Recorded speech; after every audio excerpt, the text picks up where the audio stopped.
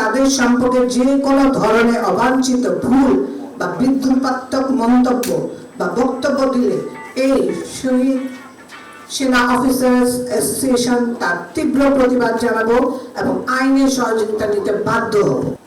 আমরা তো দ্রুত মানে হচ্ছে ওনারা যেহেতু 3 মাস চেয়েছেন, তো আশা করছি 3 মাসের মধ্যে আমরা একটা রেজাল্ট পাবো, সেই আশা নিয়ে আছি। কারণ আশা নিয়ে কিন্তু 16 বছরে, যে ফেব্রুয়ারি 25 তারিখে 16 বছর পার হয়ে যাবে। তো 16 বছর কিন্তু it's not a matter of joke.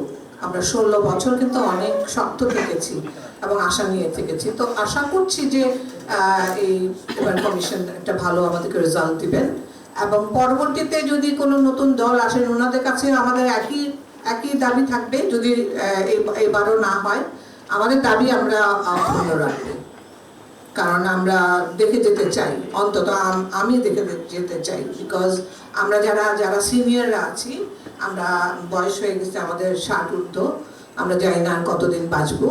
তো সেই আশা তো করি, দোয়াও করি যেন আমরা একটা বিচার দেখে যাই, সুষ্ঠু বিচার, যে বিচারটা শুধু আমাদের ব্যক্তিগত না, এটা দেশবাসীর জন্য প্রয়োজন, প্রজন্মের জন্য প্রয়োজন, যে ন্যায় বিচার হয়, অন্যায় প্রশ্রয় পায় না।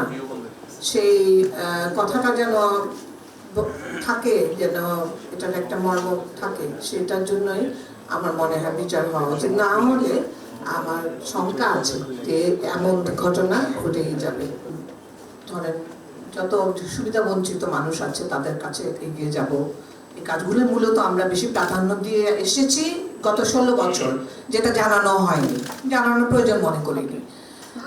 আজকে বলার দরকার হয়েছে, যেহেতু অ্যাসোসিয়েশনটা আমরা গঠন করেছি সেই জন্য। তো আমরা এই কাজগুলো এগিয়ে যাব এবং যেটা আমি বলেছি অলরেডি, যে আমাদের সব শহীদ ভাইদের তাদের ভালো কাজগুলোকে তুলে ধরবো অ্যাসোসিয়েশনের মাধ্যমে। আপনারা ওয়েবসাইটে গেলে সবগুলো আপডেট পাবেন সবসময়, এবং ওয়েবসাইটে গিয়ে আপনারা যদি কোনো প্রশ্নও করেন সেটারও উত্তর পাবেন। ওয়েবসাইটে যারা করছেন, পরিচালনা করছেন, তাদের প্রতিনিধি, অবশ্যই আপনারা সব রকমের উত্তর পাবেন। তো আমাদের কার্যক্রমটা খুব সিম্পল, আমরা কোনো পলিটিক্স করবো না, এখানে পলিটিক্যাল কোনো রকম কাজ করবো হবে না। আমরা আমাদের শহীদী, আমাদের হাজবেন্ডের আত্মার শান্তির জন্য, কিংবা ওনাদের যে মেইনলি আমরা ফোকাস করবো, ওনাদের যে সব মোটিভ ছিল করার রিটায়ারমেন্টের পরে কিংবা জীবিত অবস্থায় যারা যা করতেন, সেটাকে কন্টিনিউ করে আসছি, এখন পর্যন্ত আমরা করছি। তো সেটাকে এখন অ্যাসোসিয়েশনের মাধ্যমে নিয়ে এসছি, আমরা সেগুলোকেই বলবৎ রাখবো। নিউ ইয়র্ক থেকে সম্প্রচারিত TVN 24 টেলিভিশন, বিশ্বজুড়ে বাঙালির কণ্ঠস্বর।